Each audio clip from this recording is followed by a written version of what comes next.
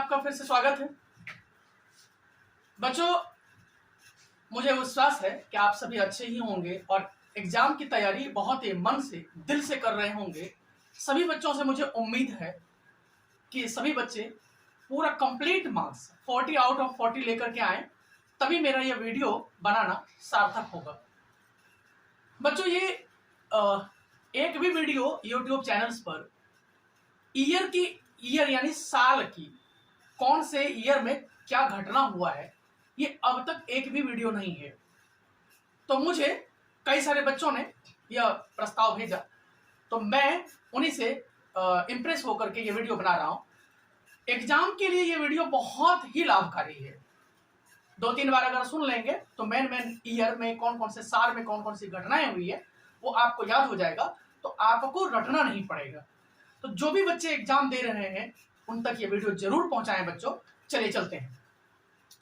1857 भारत का प्रथम स्वतंत्रता संग्राम। बच्चों, जब हमारा देश आजाद हुआ 1947 में, तो पहली बार 1857 में भारत को आजाद कराने के लिए भारत के लोगों ने आजादी का बिगुल बजाया था। यानी पहली जो स्वतंत्रता की लड़ाई है यही से स्टार्ट मानी जाती है, शुरू मानी जाती है, तो याद रखेंगे। दूसरा है 1870 ईस्वी में बंकिम चंद्र चट्टोपाध्याय द्वारा वंदे मातरम की रचना। वंदे मातरम जो गीत है वो पहली बार 1870 ईस्वी में बंकिम चंद्र चट्टोपाध्याय ने लिखा था।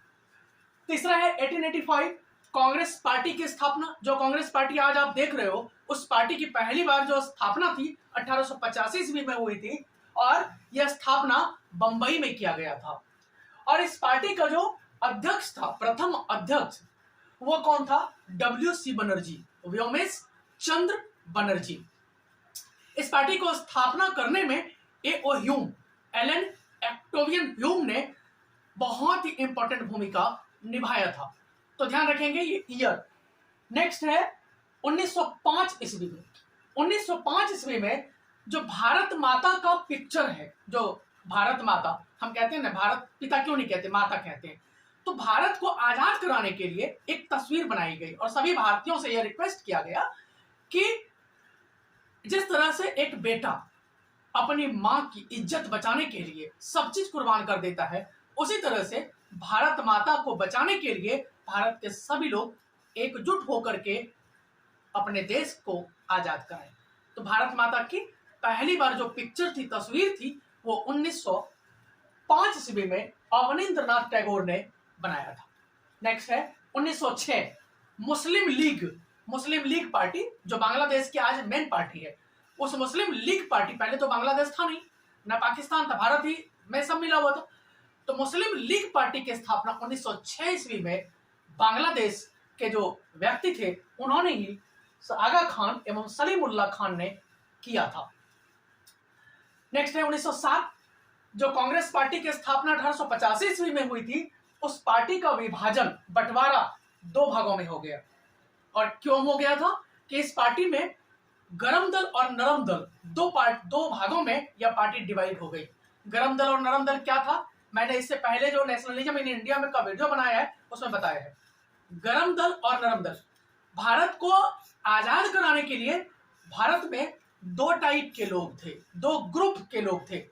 एक थे चंद्रशेखर आजाद, भगत सिंह, सुभाष चंद्र बोस, यानी नौजवान लड़के, यंगस्टर्स हमारे आपकी तरफ, और एक थे शांतिपूर्वक तरीके से देश को आजाद करवाना चाहते थे, सत्याग्रह के तरीके से, अहिंसा के तरीके से, जिसमें गांधी जी थे, गोपाल कृष्ण गोखले थे। ये सारे लोग जो थे ये शांतिपूर्वक तरीके से देश को आजाद करवाना चाहते थे। और गरम दल में भगत सिंह, बाल गंगाधर तिलक, सुभाष चंद्र बोस, चंद्रशेखर आजाद, अशफाक उल्लाह खान, ये सारे जो लोग थे, सुखदेव, ये सारे जो लोग थे, ये गरम दल से संबंधित थे। तो दोनों के विचार आपस में मिल नहीं रहे थे, इसीलिए 1907 ईस्वी में सूरत में कांग्रेस की मीटिंग हुई थी और वहीं पे कांग्रेस 2 भागों में डिवाइड हो गया। गरम दल के लोग अलग हो गए उनसे और नरम दल के लोग अलग हो गए। 1909 ईस्वी में भारत का वायसराय था मार्ले मिंटो। उन्होंने हिंदू और मुस्लिमों के बीच फूट डालो और शासन करो की नीति स्टार्ट की। और उन्होंने ही हिंदू और मुस्लिमों में फूट डाल दिया, जिससे मुस्लिम जो है वो धीरे धीरे अलग होते चले गए और हिंदू जो है वो अलग होते चले गए। 1909 ईस्वी में, याद रखेंगे, 1911 में क्या हुआ कि दिल्ली दरबार का आयोजन किया गया। दिल्ली में दरबार का आयोजन किया गया और भारत के वायसराय लॉर्ड हार्डिंग, उस समय भारत का जो वायसराय था लॉर्ड हार्डिंग था, तो उन्होंने ब्रिटेन का जो राजा था जॉर्ज पंचम और रानी मेरी एंटोनेट, उन दोनों को यहां भारत बुलाया था। और भारत बुला करके, भारत बुलाने का उनका मकसद था कि 1905 ईस्वी में जो बंगाल था बच्चों, उसका बंटवारा कर दिया गया था। बंगाल को कई सारे पार्ट्स में बांट दिया गया था। बंगाल, पहले बंगाल, बिहार, बांग्लादेश, पूरा जो असम, मणिपुर, ये सारा बंगाल में ही था। झारखंड, ये सारा बिहार में ही था, सॉरी बंगाल में था। बंगाल पहले भारत में सबसे अमीर राज्य माना जाता था, इसीलिए अंग्रेज आए तो अंग्रेजों ने पहले बंगाल पर कब्जा किया, क्योंकि बंगाल उस समय अमीर था। क्योंकि रीजन क्या था, कलकत्ता बंदरगाह से पूरे विश्व के सारे बंदरगाह कनेक्ट थे। तो इसलिए 1911 ईस्वी में ब्रिटेन के वायसराय ने, लॉर्ड हार्डिंग ने जॉर्ज पंचम को बुलाया और उसी समय क्या किया, दिल्ली दरबार में जो बंगाल का विभाजन 1905 ईस्वी में हुआ था उसको समाप्त कर दिया और फिर बंगाल को एक कर दिया गया। उसके बाद सबसे जो इंपॉर्टेंट है बच्चों, 1911 ईस्वी में लॉर्ड हार्डिंग ने घोषणा कर दिया कि अब जो भारत की राजधानी है, पहले भारत की राजधानी दिल्ली नहीं कलकत्ता हुआ करती थी, तो कहा कि अब से भारत की राजधानी कलकत्ता नहीं दिल्ली होगी। यानी पहली बार 1911 ईस्वी में भारत की राजधानी कलकत्ता से दिल्ली ट्रांसफर कर दिया गया। अभी हुआ नहीं, केवल घोषणा हो गया। उसके बाद 1912 ईस्वी में राजधानी जो है दिल्ली में स्टार्ट हो गया, यानी भारत का सारा काम जो है वो दिल्ली से होने लग गया। इससे पहले कहां होता था, कलकत्ता से। यानी पहले भारत की राजधानी 1911 से पहले भारत की राजधानी कलकत्ता थी। 1911 के बाद भारत की राजधानी दिल्ली हो गई। कंफ्यूज नहीं करना है। 1911 में घोषणा हुआ कि कलकत्ता से राजधानी दिल्ली होगी और 1912 में पूरी तरह से लागू हो गया। 1914 ईस्वी में फर्स्ट वर्ल्ड वॉर स्टार्टिंग हो गया था। फर्स्ट वर्ल्ड वॉर के बारे में पता ही है, 1914 से 1918 तक चला है और इसमें पूरा विश्व जो है दो ग्रुप में डिवाइड हो गया और उस ग्रुप का नाम था मित्र राष्ट्र और धुरी राष्ट्र। मित्र राष्ट्र में ब्रिटेन, फ्रांस और अमेरिका थे और धुरी राष्ट्र में जर्मनी, इटली और जापान था। बिल्कुल याद रहना चाहिए बच्चों, ये ध्यान रखना।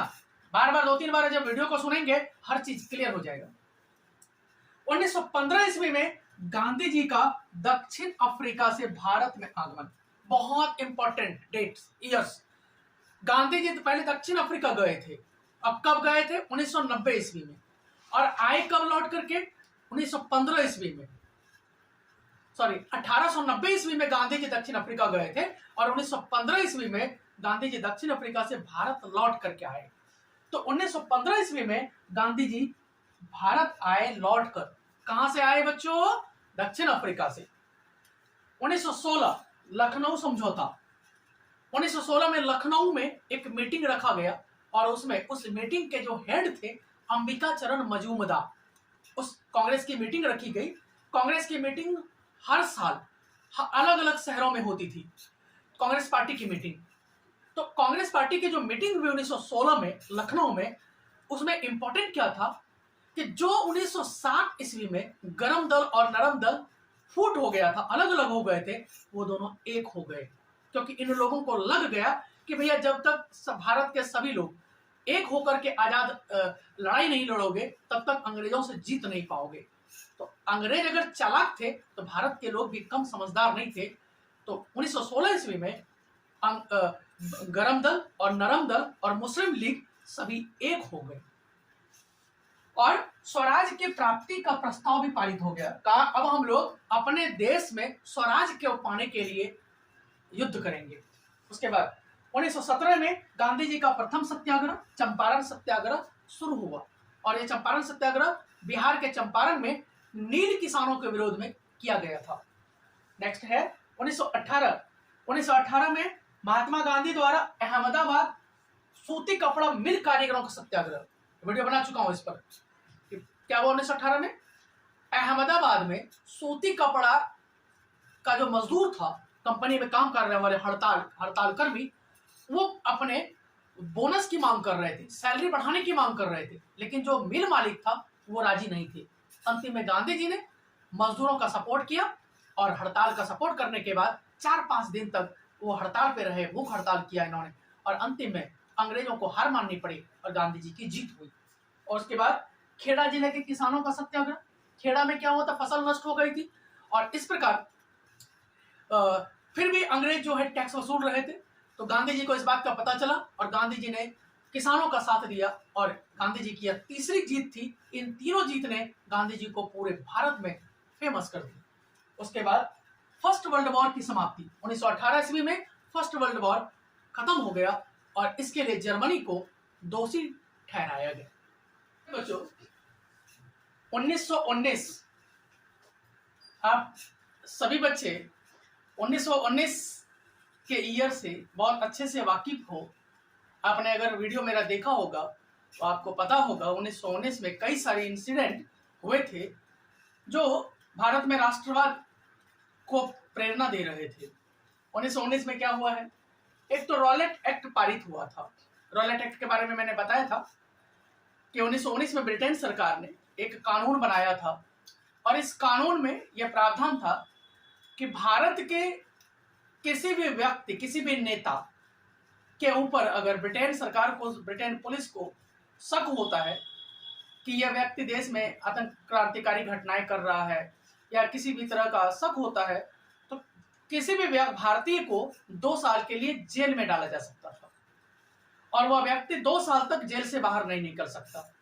तो भारत ने इस रॉलेट एक्ट का विरोध किया और इसी एक्ट का के कई सारे नाम दिए। बिना वकील और बिना दलील का कानून है ये। इसमें क्या होता है, कोई भी व्यक्ति कानून बनता है कोई, तो उसमें क्या होता है कि अगर आपको पुलिस ने गिरफ्तार कर लिया तो आप क्या करते हो? अपना वकील करते हो और वकील करने के बाद आप जेल से छूटने की कोशिश करते हैं हम लोग। लेकिन इसमें ऐसा प्रावधान ही नहीं था कि कोई व्यक्ति 2 साल तक जेल से निकल ही नहीं सकता। ये गलत कानून था जिसका पूरे भारत के लोगों ने विरोध किया। खिलाफत आंदोलन की शुरुआत। खिलाफत आंदोलन जिसके बारे में मैंने लॉन्ग क्वेश्चन बना चुका हूँ। तुर्की के खलीफा, तुर्की का जो साम्राज्य था ऑटोमन साम्राज्य, वहां के जो ऑटोमन साम्राज्य का जो हेड होता था खलीफा, उस खलीफा को पूरे विश्व के मुस्लिम देशों में एक रिस्पेक्ट प्राप्त था, सम्मान प्राप्त था और वो जिसको आशीर्वाद देता था तो ऐसा माना जाता था वही व्यक्ति राजा बनेगा या वह व्यक्ति राजा जो है, उस राजा का राज्य जो है कभी समाप्त नहीं होगा, ऐसी मान्यता थी। तो 1900 खिलाफत उसी ऑटोमन साम्राज्य को ब्रिटेन सरकार ने समाप्त कर दिया था और इस प्रकार खिलाफत आंदोलन उन्हीं के विरोध में भारत के मुस्लिमों के नेता अली बंधुओं और महात्मा गांधी ने मिलकर के एक आंदोलन चलाया, उसका नाम खिलाफत आंदोलन दिया। 13 अप्रैल 1919 को जालियांवाला बाग हत्याकांड हुआ था। इसके बारे में मैं अच्छे से वीडियो बना चुका हूँ। 13 अप्रैल क्या हुआ था? जालियांवाला बाग इंसिडेंट हुआ था। नेक्स्ट है 1920 में असहयोग आंदोलन की शुरुआत। नॉन कोऑपरेशन मूवमेंट की स्टार्टिंग जो है वो 1920 में हुई थी और सबसे बड़ा जो ये 1920 जाना जाता है वो तिलक की मृत्यु के कारण। बाल गंगाधर तिलक महाराष्ट्र के बहुत बड़े क्रांतिकारी थे। क्रांतिकारी का मतलब होता है देश की आजादी में, जैसे भगत सिंह, सुखदेव, राजगुरु, चंद्रशेखर आजाद, सुभाष चंद्र बोस, ये क्रांतिकारी थे। ये लोग देश को आजाद करने के लिए गोले बारूद का सहारा लेते थे। ये लोग चाहते थे जल्दी से जल्दी देश आजाद हो जाए, तो ऐसे लोगों को क्रांतिकारी कहा जाता है। तो वो तिलक भी एक नाम था और महाराष्ट्र ने पूरे भारत के बहुत बड़े नेता भी थे वो। तो तिलक की मृत्यु हो गई थी 1920 में ही। नेक्स्ट है 1921 में चीन की कम्युनिस्ट पार्टी की स्थापना। 1921 जो है चीन में सिंगल पार्टी की गवर्नमेंट है, पता है आपको? चीनी कम्युनिस्ट पार्टी, एक ही पार्टी की गवर्नमेंट है, वहां कोई दूसरी पार्टी नहीं बना सकता या कोई व्यक्ति दूसरे पार्टी से चुनाव नहीं लड़ सकता। सिंगल पार्टी सिस्टम वाला कंट्री जो है वो चाइना है, और उस चाइना में जो चीनी कम्युनिस्ट पार्टी है उसकी स्थापना 1921 ईस्वी में हुई थी। नेक्स्ट है 1922, 5 फरवरी को चौरी चौरा की घटना। 5 फरवरी को क्या हुआ था? चौरी चौरा की घटना बता रखा है मैंने, इससे पहले वाली वीडियो बनाया हुआ है। 5 फरवरी 1922 को गोरखपुर में चौरी चौरा की घटना हुई थी। इसमें एक भीड़ जा रहा था, और भीड़ जा रहा था तो पास में ही थाना था, पुलिस थाना। तो पुलिस थाने में से किसी ने गोली चला दी, और वो गोली जो है उस भीड़ जो शांतिपूर्वक आंदोलन करते हुए शांतिपूर्वक तरीके से वो भारत के लोगों की भीड़ थी, वो जा रही थी, तो सारे भीड़ जो है वो नाराज हो गई। और जो पुलिस थाना था, चूंकि अंग्रेज पुलिस उसमें कई सारे थे, उसमें अंग्रेजों का शासन था, तो भारतीय जो लोग थे वो नाराज हो गए, गुस्से में आ गए, और चारों तरफ से पुलिस थाने को घेर लिया, और घेरने के बाद आग लगा दिया। उसमें करीब करीब 22 पुलिसकर्मी जिंदा मारे गए, और कई पुलिसकर्मी जो है वो घायल हो गए। तो ये था 5 फरवरी 1922 को चौरी चौरा की घटना। और फिर उसी साल 12 फरवरी 1922 को गांधी जी ने नॉन कोऑपरेशन मूवमेंट को वापस ले लिया। सीबीएसई में कई बार क्वेश्चन आता है कि असहयोग आंदोलन को गांधी जी ने किस कारण से वापस लिया था, तो चौरी चौरा की घटना के कारण। नेक्स्ट है 1924, बेलगांव में कांग्रेस की मीटिंग। कांग्रेस पार्टी जिसकी स्थापना 1885 ईस्वी में हुई थी, तो उस पार्टी की मीटिंग हर साल होती थी अलग अलग शहरों में। तो ये इसलिए इंपॉर्टेंट है कि जितने कांग्रेस की मीटिंग हुई उसमें केवल 1901 बार गांधी जी ने मीटिंग की अध्यक्षता किया, यानी उसके हेड बनाए गए। उसके बाद कभी भी गांधी जी किसी कांग्रेस मीटिंग के हेड नहीं बने, अध्यक्ष नहीं बने। इसलिए ये इंपॉर्टेंट है, कई बार पूछा जाता है। तो गांधी जी इस मीटिंग में अध्यक्ष बनाए गए। बच्चों ये सब क्वेश्चन जो है आप अपनी कॉपी में नोट कर लें, क्योंकि बार बार अगर आप देखेंगे तो ये याद हो जाएगा, और आपके एग्जाम में आंसर लिखने में बहुत इंपॉर्टेंट रोल अदा करेगा।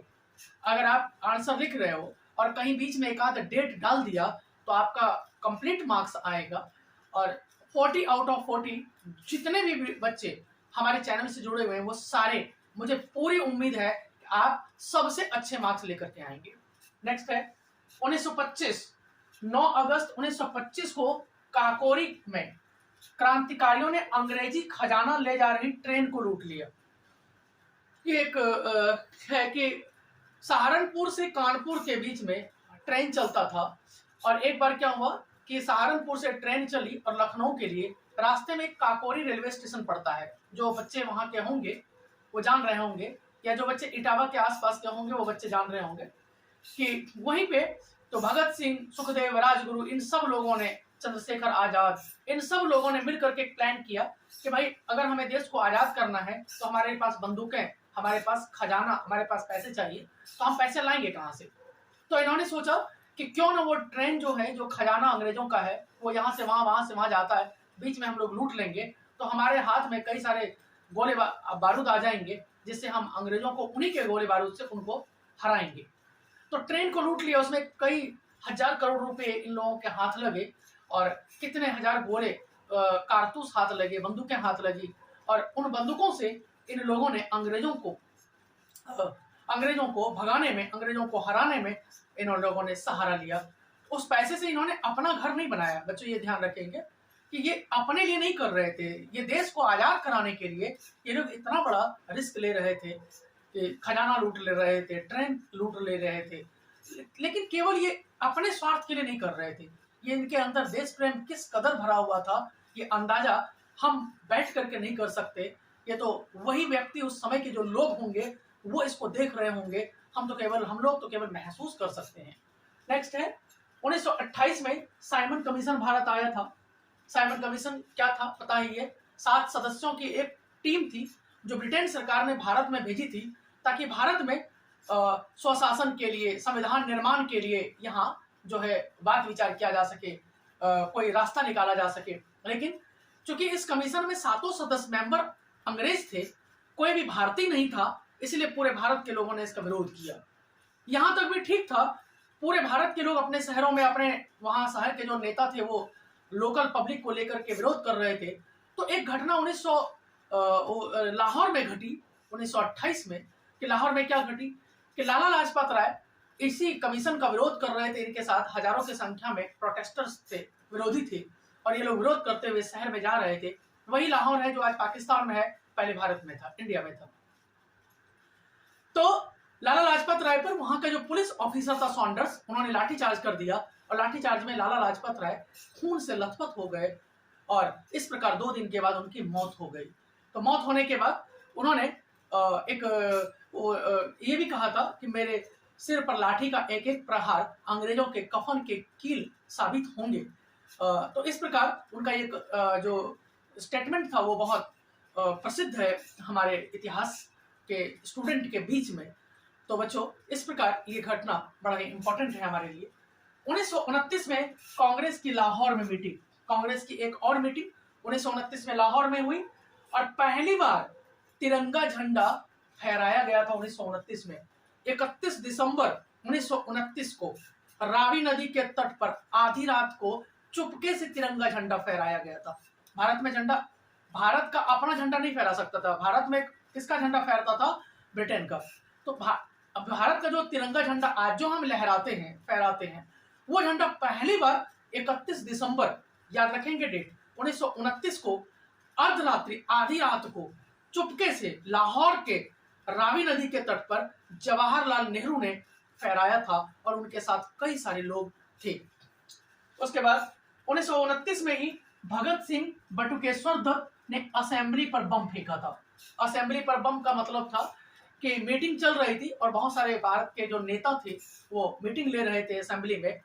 तो आगे साइड में जो है, आगे की कतार में सब लोग बैठे हुए थे, और जो अध्यक्ष था मीटिंग का वो हेड ऊपर में बैठा हुआ था, और कई सारे नेता नीचे बैठकर डिस्कशन कर रहे थे।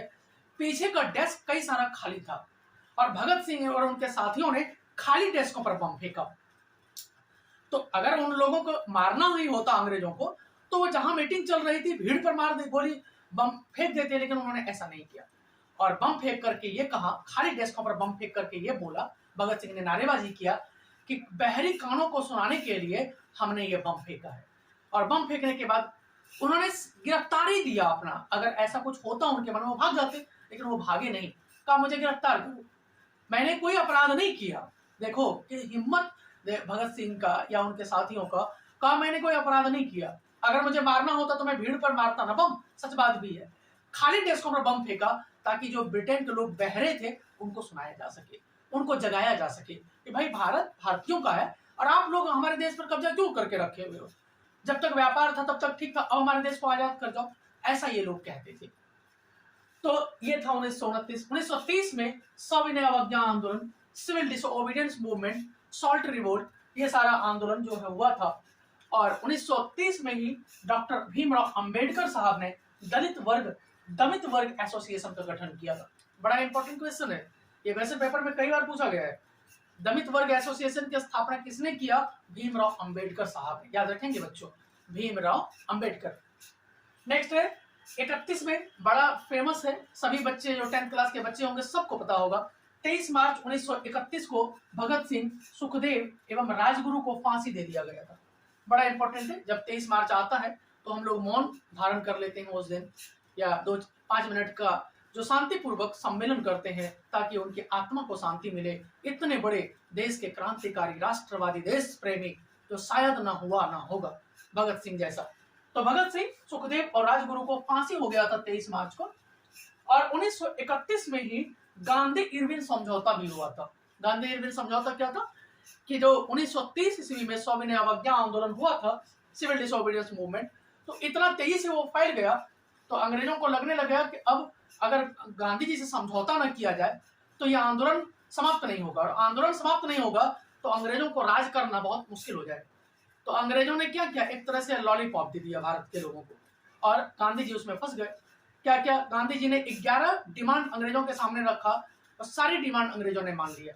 मैंने इस पर एक वीडियो बनाया हुआ है, क्या क्या डिमांड, पहले वाले वीडियो में आप देख सकते हो 11 डिमांड क्या था। जैसे कि जो भी आंदोलन हुआ था उसमें जो लाठीचार्ज किया गया था, तो उसकी मांग की गई कि उसकी निष्पक्ष जांच हो। जिस पुलिसकर्मी ने भारतीयों पर बिना बेवजह लाठियां बरसाई है उनको सस्पेंड किया जाए, हमें हड़ताल करने की आज़ादी दी जाए। इस तरह से 11 डिमांड था। उसमें एक डिमांड ये भी था कि भगत सिंह, सुखदेव और राजगुरु को की फांसी को माफ कर दिया जाए, लेकिन अंग्रेजों ने नहीं माना। कई बार इस पे आपत्ति है, कहता है कि गांधी जी ने ऐसा डिमांड ही नहीं रखा था उनके सामने। कुछ इतिहासकार कहते हैं डिमांड तो रखा था लेकिन अंग्रेजों ने नहीं माना। तो खैर जो भी हो, लेकिन फांसी की सजा माफ नहीं किया गया। उसके बाद सविनय अवज्ञा आंदोलन को वापस, गांधी जी ने सविनय अवज्ञा आंदोलन को 1931 में वापस ले लिया। महात्मा गांधी द्वितीय गोलमेज सम्मेलन में भाग लेने के लिए ब्रिटेन गए। ब्रिटेन सरकार ने 3 गोलमेज सम्मेलन किया, राउंड टेबल कॉन्फ्रेंस, वो तीनों ब्रिटेन में हुआ था। तो पहले राउंड टेबल कॉन्फ्रेंस में गांधी जी तो भाग नहीं लिया, सेकंड राउंड टेबल कॉन्फ्रेंस में गांधी जी भाग लेने के लिए ब्रिटेन गए और ब्रिटेन में भाग लिया, लेकिन जो गांधी जी की डिमांड थी वो अंग्रेजों ने पूरा नहीं किया। और इस प्रकार द्वितीय गोलमेज सम्मेलन में जो ब्रिटेन गांधी जी गए थे, पूरे देश का मेंबर प्रतिनिधित्व करने के लिए पूरे देश की तरफ से गांधी जी गए थे, लेकिन इनको निराश किया गया ब्रिटेन सरकार ने और ये खाली हाथ वापस लौट आए। उसके बाद 1932 में महात्मा गांधी एवं भीमराव अंबेडकर साहब के बीच पूना पैक्ट हुआ था। पूना महाराष्ट्र में है बच्चों, और वहीं पे इन दोनों के बीच एक मीटिंग रखी गई थी। ये लंबा डिटेल है, डिटेल से यहाँ नहीं बताया जा सकता क्योंकि आपके एग्जाम के पॉइंट ऑफ व्यू से ये ज्यादा अधिक हो जाएगा। तो पूना पैक्ट हुआ था भीमराव अंबेडकर और महात्मा गांधी के बीच। कब हुआ था? 1931 में। नेक्स्ट है 1933 में चौधरी रहमत अली ने पाकिस्तान का विचार सामने रखा।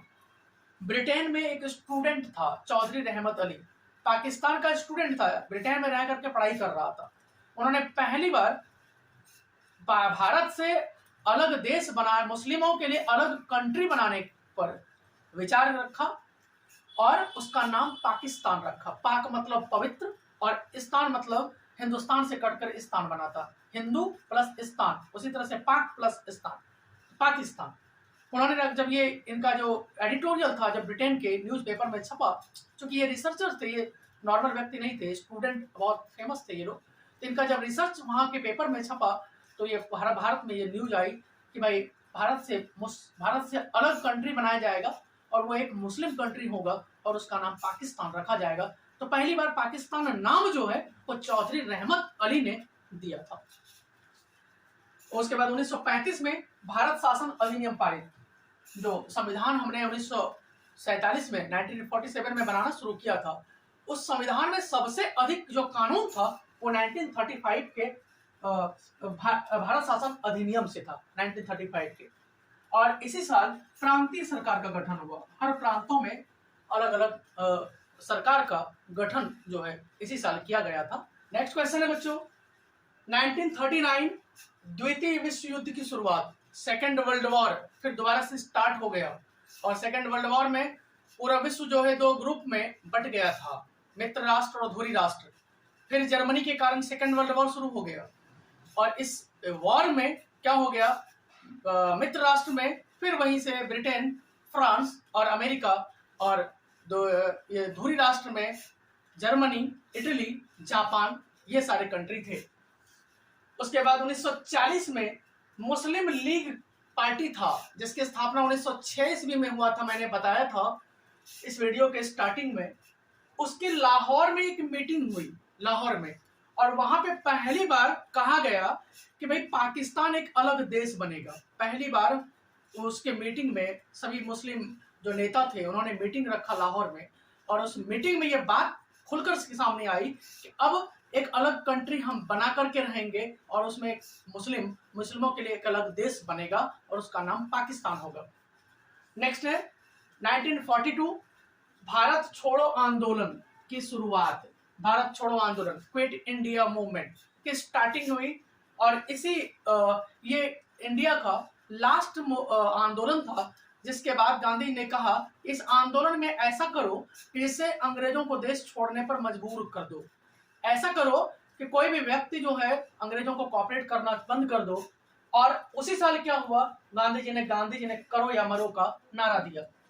एक और है 1945 सेकेंड वर्ल्ड वॉर की समाप्ति, जो सेकेंड वर्ल्ड वॉर था 1945 में वो समाप्त हो गया, युद्ध खत्म हो गया। अमेरिका ने जापान के हिरोशिमा एवं नागासाकी पर परमाणु बम गिरा दिया। जब एटॉम बम गिरा और एटॉम बम गिरने के बाद जो है जापान ने सरेंडर कर दिया। जर्मनी पहले ही हार चुका था और इस प्रकार सेकेंड वर्ल्ड वॉर एंड हो गया, खत्म हो गया, समाप्त हो गया। 1946 कैबिनेट मिशन संविधान सभा के प्रस्ताव के साथ भारत आया। ब्रिटेन ने एक मिशन भेजा और कहा, उस मिशन का नाम था कैबिनेट मिशन। कहा कि भारत को अब स्वतंत्र कर देने पर विचार किया जाएगा और ये भारत को संविधान बनाने के लिए प्रस्ताव दिया गया कि भाई भारत अपना कानून बनाए, नियम कानून बनाए। आने वाले टाइम में अगर ब्रिटेन आपको आजाद कर देगा तो आप अपना देश कैसे चलाओगे।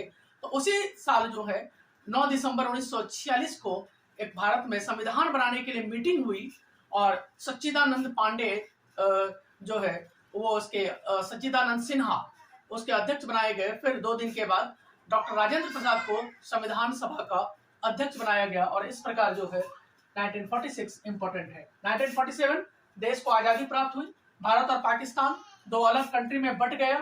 भारतीय स्वतंत्रता अधिनियम का प्रस्ताव पारित हो गया। इस तरह पाकिस्तान जो है 14 अगस्त को स्वतंत्र कर दिया गया और ठीक एक दिन के बाद 15 अगस्त 1947 को भारत को आजादी प्राप्त हुई और उस दिन भारत के लोगों ने चैन की सांस लिया। 1949 26 नवंबर 1949 को भारत का संविधान बनकर तैयार हो गया।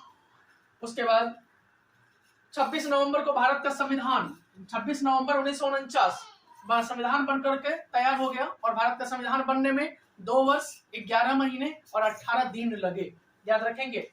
1950 26 जनवरी को भारत का संविधान लागू हो गया और इस दिन हमारा भारत जो है वो गणतांत्रिक देश हो गया। गणतंत्र किसे कहते हैं? जिस देश में राजा नहीं होता, राजा वंशानुगत नहीं होता, कोई भी व्यक्ति बनेगा वो चुनाव के थ्रू बनेगा, तो उसे गणतंत्र कहते हैं।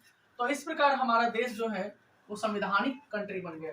1952 स्वतंत्र भारत की पहली संसद जो पार्लियामेंट देखते हो ना दिल्ली में है, ये पहली बार 1952 में स्टार्टिंग हुई और पहली बार यही मीटिंग रखी गई। तो 1952 इसलिए इंपॉर्टेंट है। 1966 से 69 ग्रीन रेवोल्यूशन स्टार्टिंग हुआ था इंडिया में। ग्रीन रेवोल्यूशन 9th क्लास में बच्चे पढ़ते हैं। हरित क्रांति क्या है वहां से आप समझेंगे। 1971 बांग्लादेश एक अलग कंट्री बना। क्या हो गया कि पाकिस्तान ने बांग्लादेश पर आक्रमण कर दिया, तो बांग्लादेश जो है हारने लगा। पाकिस्तान चाहता था कि बांग्लादेश भी पाकिस्तान में मिल जाए और पाकिस्तान जो है वो बड़ा देश कंट्री कहलाएगा। लेकिन रीजन क्या हो गया, जब बांग्लादेश हारने लग गया तो बांग्लादेश के जो नेता थे उन्होंने भारत से मदद मांगी और भारत की सेना जब पाकिस्तान गई तो अंतिम में भारत और पाकिस्तान के बीच वॉर हुआ, युद्ध हुआ और उसमें पाकिस्तानी सेना ने समर्पण कर दिया, हार गया युद्ध और अंतिम में बांग्लादेश एक नया कंट्री, अलग कंट्री बना। 1971 में बांग्लादेश एक अलग देश बना। 1991 में भारत में उदारीकरण की शुरुआत। इकोनॉमिक्स के 4th चैप्टर में पढ़ते हैं बच्चे। ग्लोबलाइजेशन के स्टार्टिंग जो है उदारीकरण लिबरलाइजेशन की स्टार्टिंग जो है 1991 में हुई थी और 1999 में भारत और पाकिस्तान के बीच कारगिल युद्ध हुआ था। कारगिल युद्ध 1999 में हुआ था। इस प्रकार बच्चों जितने इंपॉर्टेंट क्वेश्चन थे भारत में राष्ट्रवाद से संबंधित वो सारे मैंने यहाँ करवा दिए।